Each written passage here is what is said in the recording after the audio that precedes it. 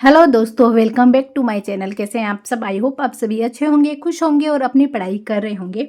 तो आज का जो हमारा वीडियो है वो है रीट की तैयारी हम कैसे करें, किस प्रकार से आप अपने जो सिलेबस है रणनीति बना सकते हैं पढ़ने के लिए और अपने एग्ज़ाम को क्रैक कर सकते हैं। और जो कुछ टिप्स मेरे होंगे वो मैं आप लोगों को बताती हूँ किस तरीके से मैंने अपने इस एग्ज़ाम को क्लियर किया था और 123 मार्क्स प्राप्त किए थे।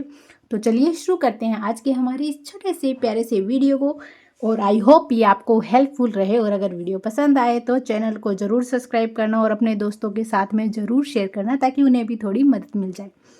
ओके, तो स्टार्ट करते हैं आज का हमारा वीडियो। एंड वीडियो के सबसे फर्स्ट में जो बात है वो है सिलेबस को समझना। देखो, सबसे इम्पोर्टेंट यही है कि अगर हम कोई एग्ज़ाम देने जा रहे हैं या किसी एग्ज़ाम की तैयारी करना चाह रहे हैं तो सबसे पहले यही होता है कि हमारे पास वो सिलेबस होना चाहिए जिसकी हम तैयारी कर रहे हैं।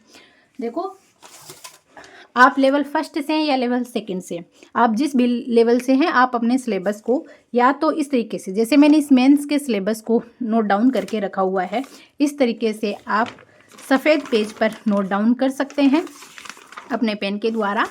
अदरवाइज़ आप इसका प्रिंट आउट भी निकलवा सकते हैं, पर आपका सिलेबस हमेशा आपकी आंखों के सामने होना चाहिए और हार्ड कॉपी के रूप में ही होना चाहिए। मैं उसको सही नहीं मानती जो पीडीएफ के रूप में हमारे पास हमारा सिलेबस अवेलेबल होता है। वो फिर क्या होता है, हम अपने फ़ोन में ही झांकते हैं और फ़ोन में ही देखते हैं। हमें फ़ोन से दूरी बनानी है हर तरीके से।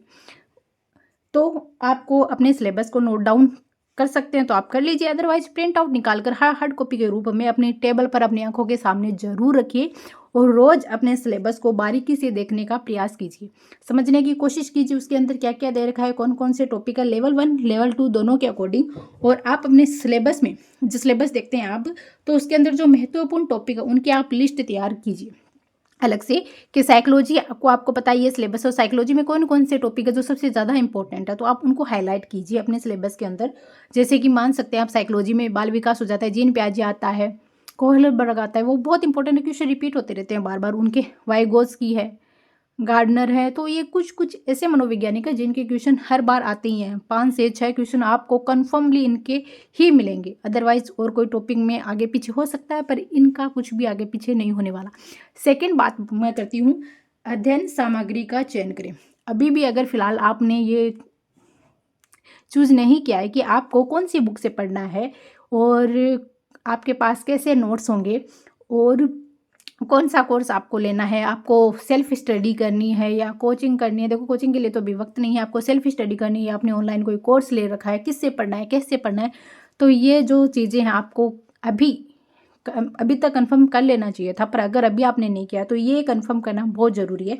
ये चीज़ें आप भटकना नहीं है आपको। और अगर आपके पास में एक राइटर की बुक है तो वो एक ही रखनी है आपको और उसी को बार बार पढ़ते रहिए, अदरवाइज बहुत सारी सामग्री को इकट्ठा आपको नहीं करना है। सेकंड मैं बताती हूँ, टाइम टेबल बनाएं। इसके बारे में मैंने कल एक वीडियो अपलोड किया था, जो मेरा खुद का टाइम टेबल था, वो मैंने आप लोगों के साथ में शेयर किया था कि इसमें आप अपने पढ़ाई को मैक्सिमम 10 से 11 घंटे दे सकते हैं आराम से, आपको कोई डिस्टर्ब नहीं करेगा। इसके अलावा आप 3-4 घंटे अपने घर के काम को दे सकते हैं। अगर आप कोई और ऑफिस वर्क करते हैं तो वो भी आप कर सकते हैं और उसके अंदर आप रेस्ट कर सकते हैं, खाना खा सकते हैं और अपनी सेहत का भी ध्यान रख सकते हैं। उसके बाद में 4 पॉइंट जो आता है वो हमारा बाल विकास और शिक्षा शास्त्र, जो हमारा टॉपिक है, सब्जेक्ट है, उस सब्जेक्ट पे आते हैं। तो बाल विकास शिक्षा शास्त्र है, इससे रिलेटेड जो भी मटेरियल है, नोट्स आप वो बना सकते हैं और इसको आपको बहुत गहराई से और अच्छे से समझने की ज़रूरत होगी। बाल विकास को और शिक्षा शास्त्र है, दोनों को ही। तो आप सिलेबस में रोज़ इनको देखिए कि इसमें ये टॉपिक दे रखा है, फिर आप चेकआउट कीजिए कि आपने इनमें से क्या पढ़ लिया है, क्या नहीं पढ़ा है। तो इस तरीके से आपको अपने जो बाल विकास का सिलेबस है, बुक्स है, नोट्स है, उन सबको अच्छे से प्रिपेयर कर लेना है। फिर बात करते हैं भाषा के अंदर आपको अभी डिसाइड कर लेनी है कि आपको फर्स्ट लैंग्वेज में क्या चाहिए, सेकेंड लैंग्वेज में क्या लेना है।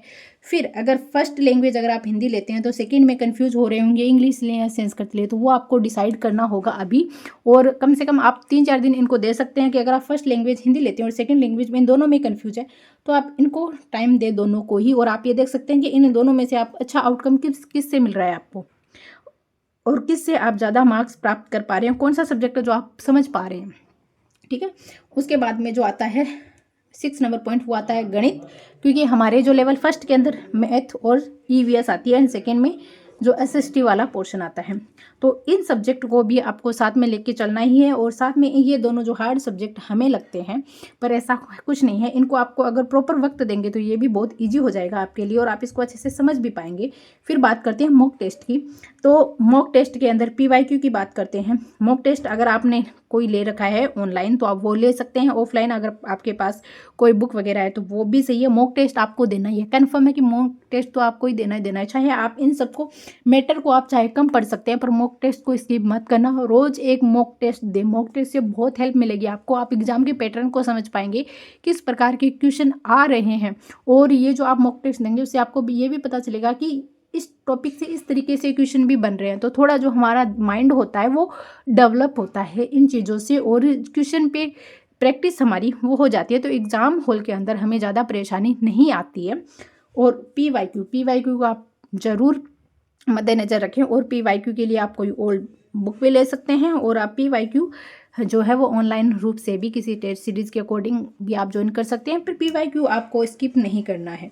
इन दोनों को सबसे आप मोस्ट मान के चलिए, यही होता है जो हमारे एग्ज़ाम को क्लियर करने में हमारी हेल्प करते हैं। उसके बाद 8 नंबर जो टॉपिक है वो है नियमितता का, अनुशासन का। सबसे पहले आप जो भी टाइम टेबल होगा आपका उसको आप रेगुलरली फॉलो करेंगे, नियमितता आएगी उसके अंदर। रेगुलर आप पढ़ेंगे, एक टाइमिंग होगा, उस टाइमिंग पे आप ये सब्जेक्ट पढ़ रहे हैं तो आपका माइंड उस सब्जेक्ट के अकॉर्डिंग रहेगा।